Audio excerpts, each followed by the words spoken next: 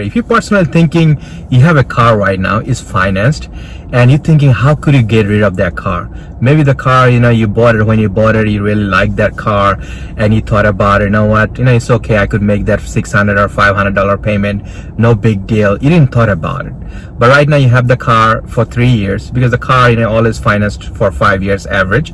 So let's say you have the car for 3 years and now you want to get rid of it. You wish you could get rid of that car and get something that has a low monthly payment, or somehow you wanted to bring down your expense because you're in a tight budget right now.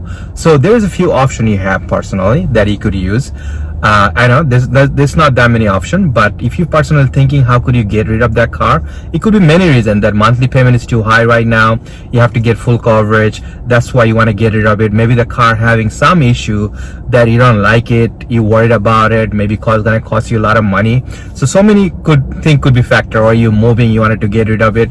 So let's see what are your option is. First of all, you have to find out how much is your car really worth, the cash value of your car. Let's say you have a used car and you go to online, like if you're in the USA, you could just go check it out in Kelly Blue Book or something. How much is your car worth? So you checked it out, your car worth $10,000 cash value. You put everything right, you put what color is your car, what's the mileage on your car, and they ask you what kind of condition your car is. So you put everything correctly, so this way you get the right fair value of your car, cash value of your car. So let's say it's around $10,000 ballpark. So now you're checking out how much do you own for that car. Like when you finance that car, so some company own you that money, so that your finance company, you go into their online and you checked out that you own them $13,000, but the car cash value is $10,000. Again, everybody's situation different. You could just go online and check exactly how much is your car value. I'm just giving you an example. Let's see, $10,000 and there's $13,000 you own them, because car depreciate value pretty fast, especially if you're buying a new car. It depreciate value a lot faster than a used car. So definitely, and also how much you drive to, mileage and the year, definitely those things also factor in. So now you checked it out, and now you're saying, if I could just trade in this car right now, it's gonna give me $10,000. By the way, you could. There's a lot of dealer out there. You could just go, even you have a financed car, they will give you whatever the trade in, the $10,000, they will give it to you, and they're basically gonna give their money to the finance company that own the car, and you have to come up with the difference, $3,000. You have to come up with that and you pay that finance company. So there's an option right there. So you could get into a dealer and say, listen, this car, if you give me $10,000 and I could pay that finance company $3,000, they will work with you because they wanted to sell something. Unless you're buying something from there, that's definitely. But you really wanted to save some money right now. You're on a tight budget. So maybe that's not the thing you wanted to do.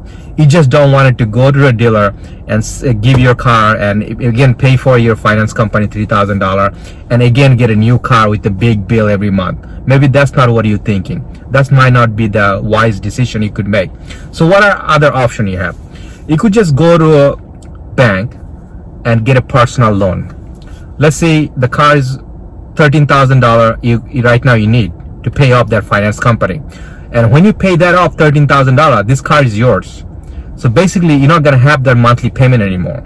So if you in case thinking the car is giving you some kind of trouble, in case something goes wrong in that car, you could fix it.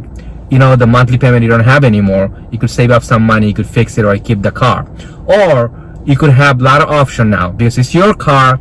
You could trade it in, or you could just sell it for sale. You could just sell your own personal car, $10,000. You could just sell it and maybe you buy something cheaper, $5,000, $7,000, whatever, if you're thinking. And this way you could cash in some money if you're on tight budget. And also you have a car, or just keep your car. No monthly payment. Also, you could get liability insurance for that car because it's no more financed. It's your car. You could get liability insurance. So you're saving money on liability, getting insurance. Plus, you're gonna save money because you don't have no more monthly payment. So that's another option you have. But when you go into the bank, make sure you have a good credit.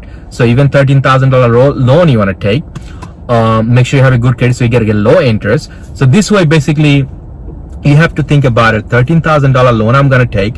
My monthly payment will be like $300. I'm just giving an example. Let's say you get a $300 monthly payment, but your car you are paying $500, $600. You are paying for that car, plus you are paying for the full coverage insurance. So if you look at the end of the month, you're saving money basically there doing that. And it's your car. No one can take your car away.